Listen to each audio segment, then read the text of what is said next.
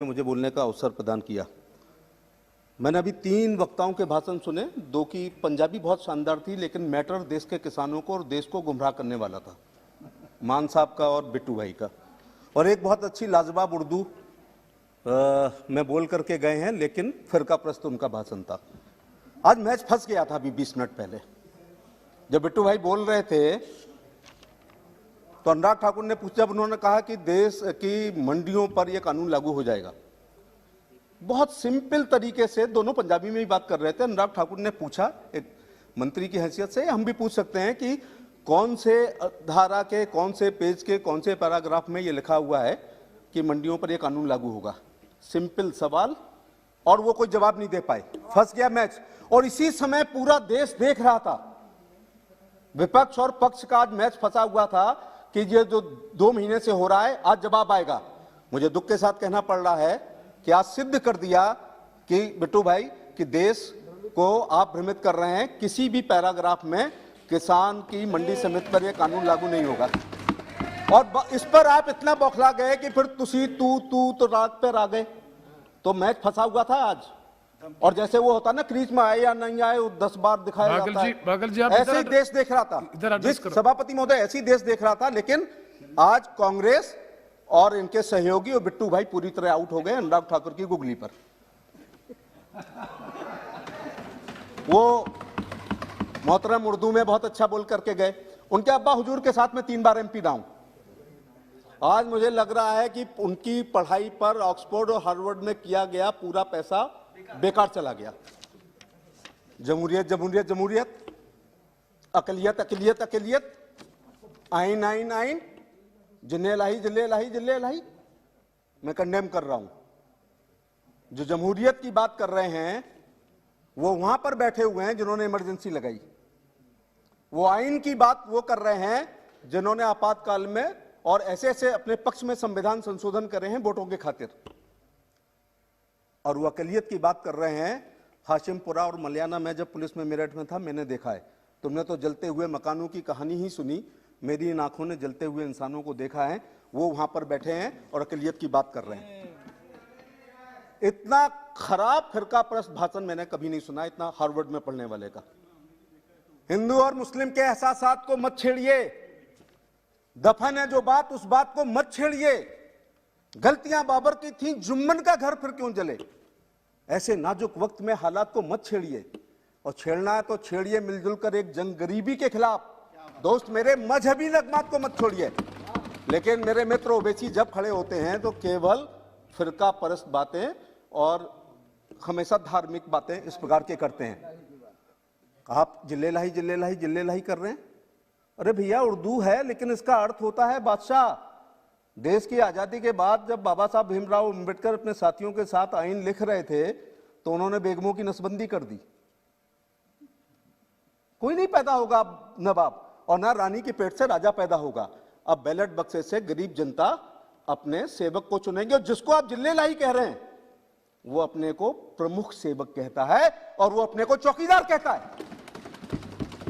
पहले उन्होंने कहा, प्रधानमंत्री ने, कि चौकीदार हूं, बाद में हमने टी-शर्ट पहनी कि मैं भी चौकीदार हूं। उनको जिले लाई कहना क्या ये उचित है? इसलिए कई बार ओवैसी भाई तुम्हारे भाषण को लग के अच्छा था कि परिंदा और पक्षी भी अच्छे होते हैं, क्योंकि परिंदे कभी फिरका प्रस्त नहीं होते। कभी मंदिर पे जा बैठे, कभी मस्जिद पे जा बैठे, और तुम केवल मस्जिद पे ही जाके बैठते हो, कभी मंदिरों की तरफ। यह परिंदा कभी बैठता भी नहीं है और देखता भी नहीं है। सर, मैं कहना चाह रहा था कि भाषण सुन रहा हूं मैं, विपक्ष के सब बड़े नेता बोल लिए हैं। 21 में 24 का खौफ नजर आ रहा है। 21 में 24 का खौफ नजर आ रहा है। तमाम चेहरों पर खौफ जारी है। एक चिराग अंधेरों पर कितना भारी है। इसलिए तो मैं इस युग की सबसे बड़ी उपलब्धि, युग शताब्दी नहीं, इस कलयुग की सबसे बड़ी उपलब्धि और इस शताब्दी का सबसे गैर जिम्मेदार बयान पर अपनी बात कहना चाहूंगा। अभी तो ये आपकी नोकझोंक की वजह से मेरा ये भाषण हुआ। सुना है समुद्र मंथन हुआ था, ऐरावत हाथी निकला था, और चेसरवा घोड़ा निकला था, पारिजात का फूल निकला था, कामधेनु गाय निकली थी, विष और अमृत निकला था। निकला होगा।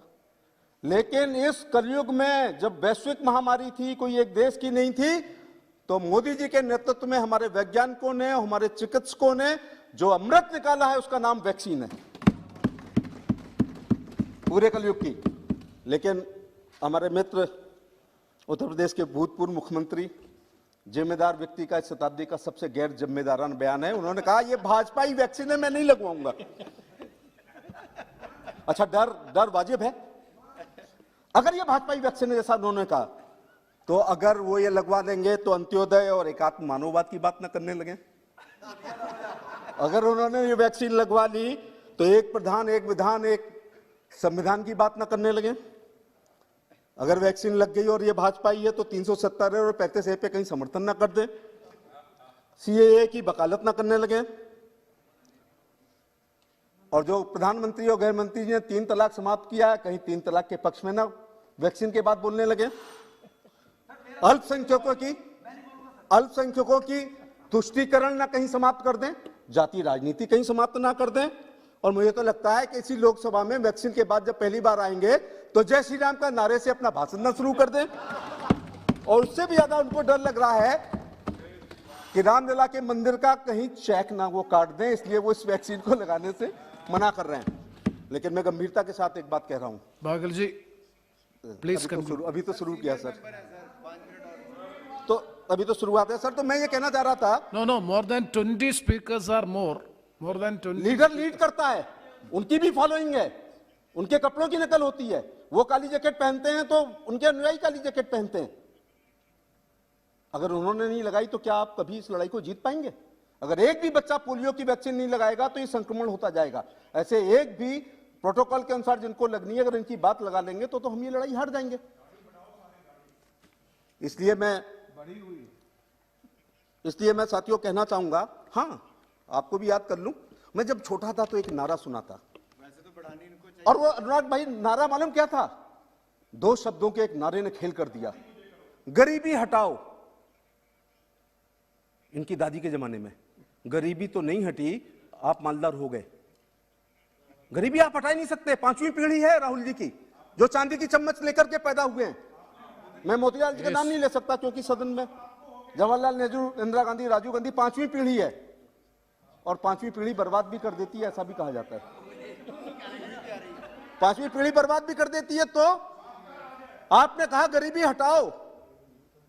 डल्ला पिलो और एसी पे सोने वाले मुंशी प्रेमचंद की पूछ की रात की कहानी को याद कर सकते हैं, कंठस्थ कर सकते हैं, 90% नंबर ला सकते हैं, लेकिन उसके दर्द और मर्म को वही समझ सकता है जिसने पूछ की रात एक चादर में काटी हो।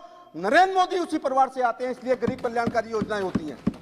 एक शेर सुन लीजिएगा, पंजाब के लोग बड़े शौकीन हैं। गरीबों का बता देना राहुल जी को, गरीबों का लहू तुम्हारी कारों का डीजल है, और गरीबी मिट जाएगी तो तुम क्या रिक्शा चलाओगे? इसलिए ये गरीब लोगों को, अच्छा आपने जब गरीबी नहीं, आपने हुजूरे आला जब गरीबी हटा दी, तो ये कौन लोग थे जिन्होंने 8 करोड़ लोगों ने उज्ज्वला के चूल्हे प्रधानमंत्री ने दिए? हमारी दादी नानी को फूंकते फूंकते चूल्हे में मोतियाबिंद हो गया, अंधी हो गई। आपने गरीबी हटा दी, 8 करोड़ लोग फिर भी गरीब रह गए।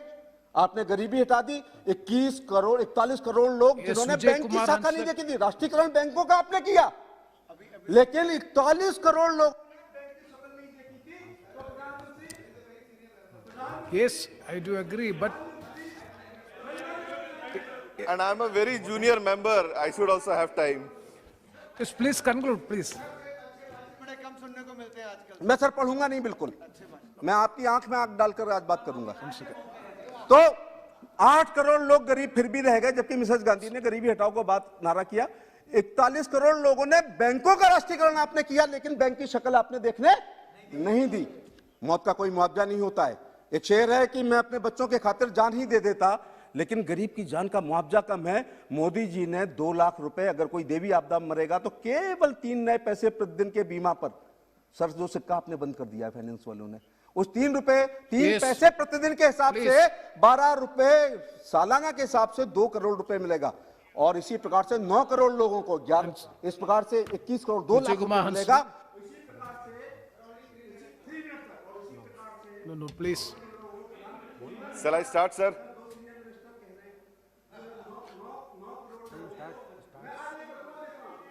Sir, shall I start? धन्यवाद chairperson. Sir, shall I start or? No, it is not the problem of mic. You conclude karo. It is, Please. गांव में सड़क पर शौच करते हुए महिला को किस प्रधानमंत्री ने नहीं देखा? किस एमएलए एमपी ने नागर देखा? जी। धड़कता हुआ दिल होना चाहिए Please, था। please. प्रधानमंत्री ने इन्होंने गरीबी हटा दी, लेकिन 10 करोड़ शौचालय 12,000 की केवल कीमत वाले पर इनने Thank you. गरीबी हटा दी। लेकिन आयुष्मान के लिए 5 लाख रुपए, हम बीमार होते हैं तो काढ़ा पीते हैं, तुलसी पीते हैं, चाय पीते हैं, फिर 20-30 रुपए से इलाज कराते हैं। प्रधानमंत्री, अब गरीब धन के अभाव में कोई नहीं मरेगा। प्रधानमंत्री ने 5 लाख, भैया 5। start. चेयरपर्सन सर, धन्यवाद आपको मौका देने के लिए, प्रेसिडेंट स्पीच पे बोलने के लिए।